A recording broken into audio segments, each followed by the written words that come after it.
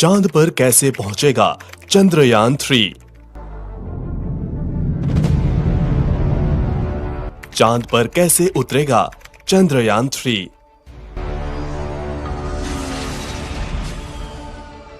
चांद पर क्या काम करेगा चंद्रयान-3।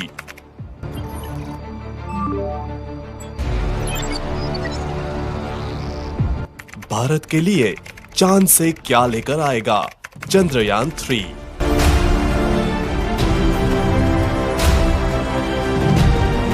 14 जुलाई 2023 दोपहर 2:35 पर भारत के लिए वह पल आया जब भारत का बाहुबली रॉकेट LBM-3M4 आसमान में बादलों को चीरते हुए चंद्रयान-3 को लेकर चांद की तरफ चला। जब रॉकेट को लॉन्च किया गया तो इसकी शुरुआती रफ्तार 1627 किलोमीटर प्रति घंटा थी। आज हम इस वीडियो में आपको बताएंगे कि पृथ्वी से चांद की सतह तक पहुंचने में चंद्रयान-3 को किन प्रक्रियाओं से गुजरते हुए चांद तक पहुंचेगा। आइए जानते हैं विस्तार से।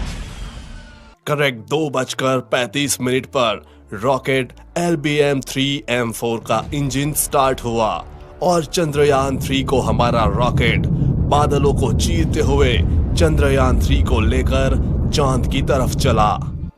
और जैसे ही चंद्रयान-3 को लेकर रॉकेट बढ़ रहा था, हर एक भारतीय का सीना गर्व से चौड़ा हो गया।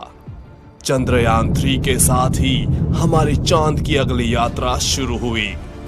सबसे पहले दोनों बूस्टर रॉकेट स्टार्ट हुए।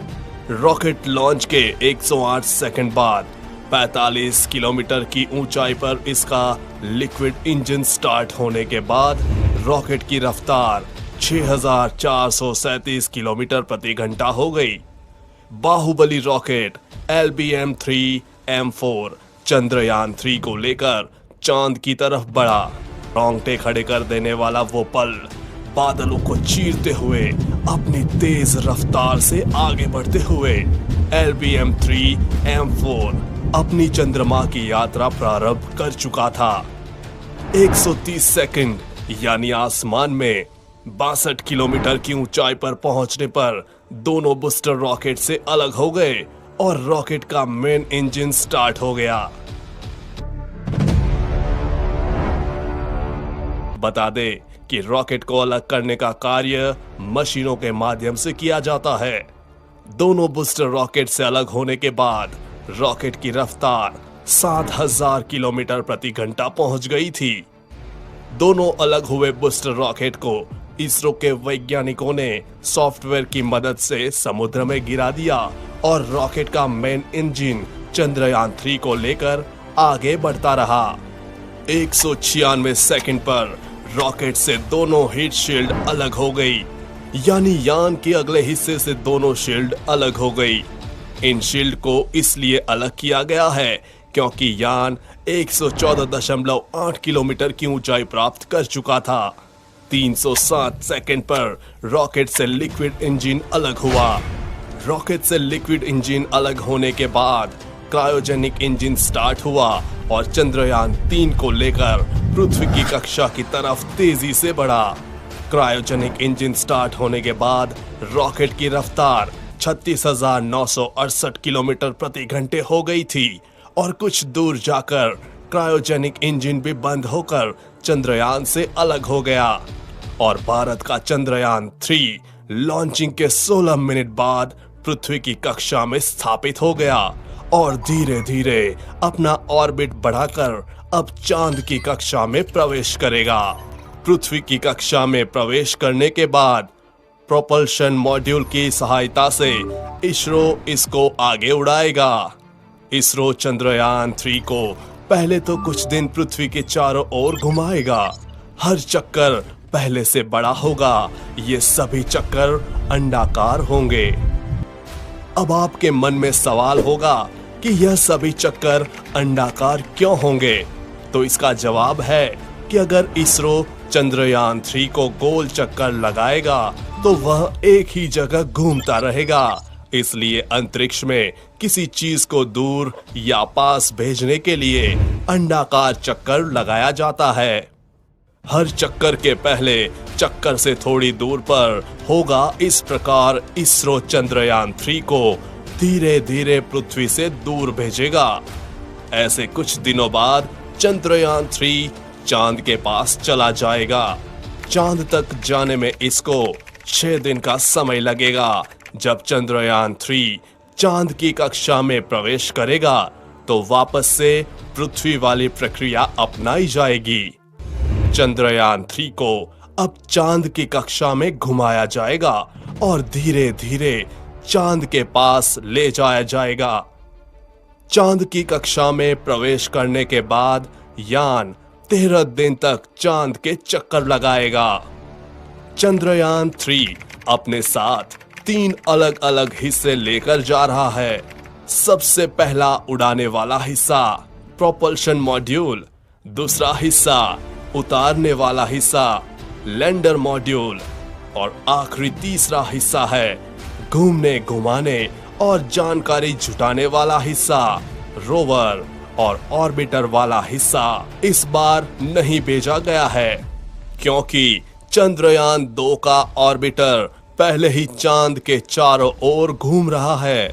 इसरो इसी का इस्तेमाल करेगा और जैसे ही चंद्रयान 3 चांद के 100 किलोमीटर के दायरे में पहुंच जाएगा, प्रोपल्शन मॉड्यूल से लैंडर अलग हो जाएगा। लैंडर अब अपनी कक्षा में अपनी स्पीड कम करने की कोशिश करेगा। करीब 40 से 42 दिन बाद लैंडर और रोवर चंद्रमा के साउथ पोल पर उतर जाएंगे। चंद्रयान 3 की चंद्रमा पर लैंडिंग 23 अगस्त की शाम 5:47 पर रखी गई है, लेकिन वहां सूर्योदय की स्थिति को देखते हुए इसमें बदलाव हो सकता है। अगर सूर्योदय में देरी होती है तो इसरो लैंडिंग का समय बढ़ाकर इसे सितंबर में कर सकता है। चांद पर चंद्रयान 3 को उतारना इस मिशन का सबसे कठिन पार्ट में से एक है। चंद्रयान 2 भी इसी समय फेल हुआ था। यह आखिरी 15 मिनट इस मिशन के सबसे कठिन मिनट होंगे। इस बार चंद्रयान 3 के लैंड करने के लिए 2 स्थान निश्चित किए गए हैं। अगर एक स्थान पर यह नहीं उतर पाता है तो इसको निश्चित किए गए दूसरे स्थान पर उतारा जाएगा। जैसे ही स्थान निश्चित हो जाएगा, उसके बाद चंद्रयान 3 सॉफ्ट लैंडिंग का प्रयास करेगा। जैसे ही चंद्रयान 3 चांद की सतह पर सॉफ्ट लैंडिंग कर जाएगा, उसके बाद इसरो के वैज्ञानिकों की कमांड पर रोवर लैंडर से बाहर आएगा। उसके बाद चांद की सतह पर चलकर अपने प्रयोग करेगा। इसरो ने एक बार फिर अपने लैंडर का नाम विक्रम और रोवर का नाम प्रज्ञान रखा है। यह अभियान चांद की सतह पर रासायनिक तत्वों और मिट्टी, पानी के कणों जैसे प्राकृतिक संसाधनों को देखेगा। यह अभियान चांद की बनावट को लेकर हमारी जानकारी में महत्वपूर्ण इजाफा करेगा। वैज्ञानिक परीक्षण के लिए यह अंतरिक्ष यान अपने साथ कई उपकरणों को ले जा रहा है, जिसमें सिस्मोमीटर भी शामिल है ताकि चांद के भूकंप को मापा जा सके। वैज्ञानिक इस तरह के परीक्षण से चांद की सतह के तापमान और वहां के वातावरण के अन्य तत्वों को जान सकेंगे। इस पर ऊर्जा के लिए सोलर पैनल लगे होंगे, जिसकी सहायता से रोवर को चांद की सतह पर ऊर्जा मिलेगी और यह वहां पर चल पाएगा। जानकारी के लिए बता दें कि इस मिशन को यानी कि रोवर और लैंडर को 14 अर्थ डेज के मिशन पीरियड के लिए ही इनिशियली डिजाइन किया गया है। हालांकि अगर सब कुछ सही रहा तो 14 दिन बाद इस मिशन को एक्सटेंशन मिल सकता है, लेकिन फिलहाल के लिए इसरो के पास 14 दिन का ही समय होगा। चंद्रयान 3 भारत के हर भारतीय के सपनों को पूरा करते हुए भारत का इसरो ऊंचाइयों को छू रहा है। यह महत्वपूर्ण उपलब्धि हमारे वैज्ञानिकों के अथक मेहनत का प्रमाण है। हम उनके उत्साह और प्रतिभा को सलाम करते हैं। ये इन्फॉर्मेशन आपको कैसी लगी, कमेंट में अपनी राय जरूर बताएं। चंद्रयान 3 पर आगे भी अपडेट्स आती रहेगी, इसलिए अपडेटेड रहने के लिए चैनल को सब्सक्राइब करके बेल नोटिफिकेशन ऑन जरूर कर ले। जल्द मिलेंगे ऐसी ही इंफॉर्मेटिव वीडियो के साथ, तब तक के लिए बी हैप्पी, बाय बाय।